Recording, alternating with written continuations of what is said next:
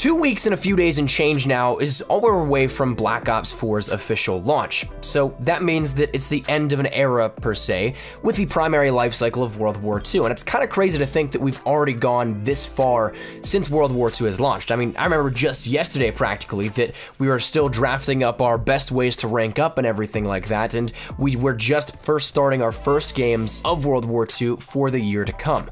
Now, that said, we've since seen a massive increase in the amount of content, and sure, while the launch might not have been the smoothest thing, we've had a lot of additions in recent times of events, new maps, new modes, some things that really just got whimsical in some of the camos, and of course, weaponry. Now, this is one thing that actually might surprise you, that right off the bat we'll say that at the very base of Call of Duty World War II, we had 31 weapons total, from rifles, SMGs, LMGs, shotguns, snipers, launchers, pistols, and 1 melee. We had 31 weapons across the board. But now when we take a look at it, that total has increased to 67. So over the past almost a year now in World War II, we've increased that 31 by 36 new DLC weapons. Kind of crazy to think about that we've over doubled now what we had with the base game in terms of weaponry. But one thing that really got me curious was, well, what if you actually had the ability to buy every single one of these all at once? How much would it cost you? And I'm not talking about supply drops. We might factor that in a little bit later, talking about the odds of that. But if you were to just buy the variants available in collections outright, what would it cost you? So that's what we're gonna be talking about here today in this video, the true cost of getting every single DLC weapon in Call of Duty World War II. So we're gonna be doing a bit of math here, but sit back, relax, and see just how lucky you may have got by getting one of those variants out of supply drops, or just how much of a fortune you'd have to spend if you didn't. So the best way that I think we can break this out in a sort of organized manner is going collection by collection, and then finally we'll have a bunch in Operation Overlord left over, because during some of the year we of course had a few weapons dropped here and there in Operation Overlord, with each event that dropped new weapons as a result. So that said, let's start out with the very first one, Winter Siege. That dropped us a handful of weapons: the GPMG, the Gewehr 43, the Ice Pick, the Sten, and the Trench Knife. Now if you were to take a total of all of this here and equate these out, you'd end up having the ranged weapons costing right around 53,000 armory credits, and then about 23,000 armory credits for the melee, so giving you a grand total of 76,250 armory credits just for Winter Siege items. Now, if you want to fast forward in time a little bit further, we can then go to the Resistance Collection. This then offered you the Orso, the Combat Knife, the Volkssturm Gewehr, the Reichsrevolver, the 9mm SAP, and the Enfield No. 2. Now, this was actually one in which we had sort of stagnated drops for this collection in particular, because we started out without any of the pistols. We ended up seeing the 9mm SAP and the Reichsrevolver, as well as Enfield No. 2, were added in about halfway through the Resistance event, which truthfully I thought was a much better way to drop content, not all at once. Kind of surprised we didn't see that sort of formula and format go further into other events, but we ended up at first having a different total than that of what we ended with. So if you end up taking a look at those, the grand collection total for the Resistance collections was 120,600 armory credits. So a very, very hefty armory credit total there for that entire collection. We also ended up getting some out of that in Operation Overlord as well, so it would have been more, but again, we'll jump into Operation Overlord at the very end. Next up on our collection list deals with Shamrock and Awe. Now, this was one that really didn't have all that much to it. We only got 2 weapons here out of the actual collections for Shamrock and Awe, that being the MG81 as well as the M38. So real quick, simple, and sweet, this one actually was a much smaller total for those collections because there wasn't as much on offer, that being 39,600 armory credits. After that, we end up seeing we can move over into the Blitzkrieg event, in which we had in the Blitzkrieg collections 3 weapons, 2 ranged weapons, and then also 1 melee, the Traverse, the Sterling, and the baseball bat.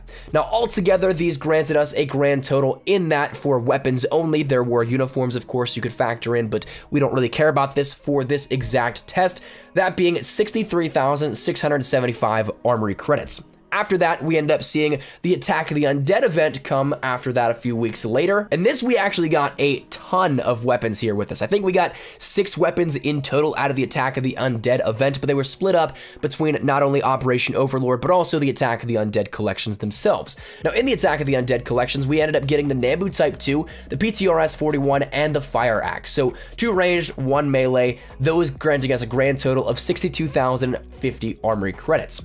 After that, we ended up seeing that we had Liberty Strike up on deck a few weeks after that, to which again, we only had a small number of weapons offered actually in the Liberty Strike collections. We had the ZK383 as well as the AVS, which granted us a grand total of 47,175 armory credits. Then following that one, we end up seeing that we end up having the Days of Summer come in a few weeks after that, to which we had the Automaton and Ribby Rolls offered in the Days of Summer collections. Those were available if you bought them outright for 53,875 armory credits. And the final event that we just finished up here as of today, actually, the Covert Storm collections ended up granting us the ability to buy 2 new weapons here, or 2 new variants per se, the VMG 1927 and the Proto X1. Both of those, if you bought them outright, were actually pretty cheap for ranged weapons, giving us a grand total of 40,675 armory credits in total. Now, the final thing that we have not mentioned is that of Operation Overlord, which once again had weapons dropped intermittently, about 1 to maybe 2, and in the case of Attack of the Undead, 3 weapons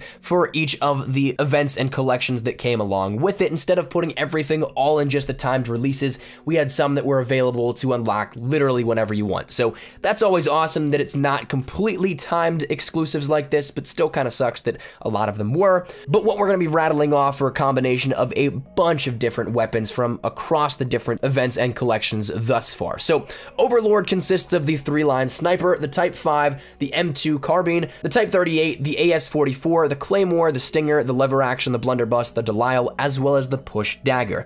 Those are the weapons in Operation Overlord, and altogether, if you were to buy them outright, that would yield you a total of 214,600 armory credits. So, as you guys can tell, if you haven't been following too much for the collection totals, it's quite a hefty amount we're going to be ending up coming to a total of. And that said, once again, just to kind of recap here and add these all up for you guys so you can see it right there for you. So far, we've had the collection totals of 76,250, 120,600, 39,600, 63,675, 62,050, 47,175, 53,875, 40,675, and 214,600 armory credits.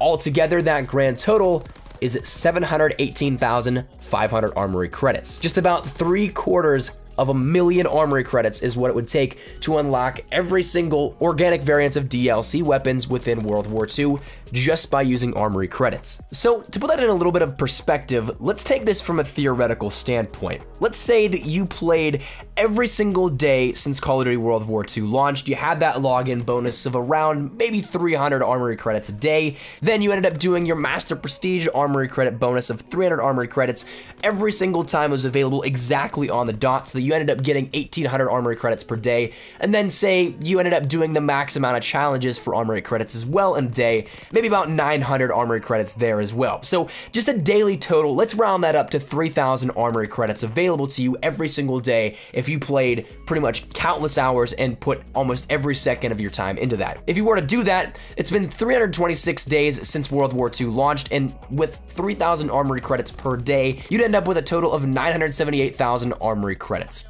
So just under 1 million there. But we also have to bear in mind the mathematical impossibilities, because Master Prestige armory credit boosts for 1 in the mail station weren't active until May 29th, 207 days after the launch, plus the countless times that we didn't have all 3 armory credit orders available from Major Howard, and all the times you may have broken your login streak. There's so many different variables here that we're kind of assuming going into that total that says it's possible, but it also isn't, not on a realistic standpoint. So when you end up taking a look at all the weapons that you may have gotten a ton out of, say, supply drops where we got another variant. You may have chipped away at those collections with items you've gotten out of supply drops, and of course, you may have gotten a ton of duplicates that helped boost that armory credit total. So when you take a look at it, it's actually kind of crazy at how much it really would take just to only get your DLC weapons out of armory credits and those collections. So honestly, I think that's pretty fascinating actually. When we take a look at it, I am only missing the Automaton simply because of my own stupidity of not activating a contract in time.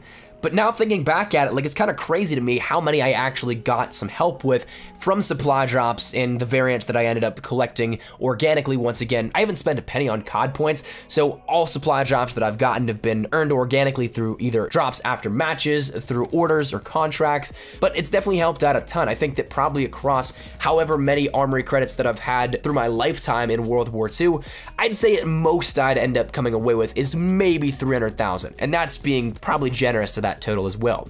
So that said, I think that's where we're gonna wrap it up. I just wanted to share this with you guys because I thought it was something rather cool. I always love taking a look at this sort of stuff, these sort of invisible driving forces that you might not necessarily think about in your day-to-day playstyle through World War II. And of course, at the end now, it's kind of easier to be like, all right, so this is how much you really need. Of course, granted, there definitely still can be some DLC weapons dropped in the future for, say, maybe a year or two of support from Sledgehammer on World War II, but for the time being, as far as I'm concerned, right now, we're pretty much wrapping up World War II and getting into Black Ops 4. So from what we've seen thus far, that's our grand total here, 718,000 armory credits. So that said, let me know your thoughts in the comments down below. Is this total higher or lower than you may have expected? Are you guys really surprised by the amount of this, or whatever it may be? Let me know your thoughts in the comments down below. But hopefully you guys enjoyed the video. If you did, make sure you drop a like down below. And of course, if you are new to the channel, make sure you guys subscribe so you don't miss a single thing regarding all things Call of Duty, World War II, Black Ops 4, Blackout, all that good stuff. We got you coming. We're very, very close to the launch of Black Ops 4, so of course, we'll keep you up to date with all that. I'm super stoked.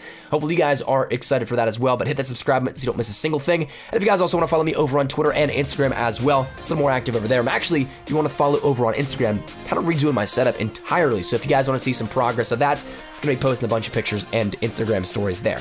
That said though, hopefully you guys have a fantastic day. Thanks so much for watching. Mine is Espresso. Take care, and peace.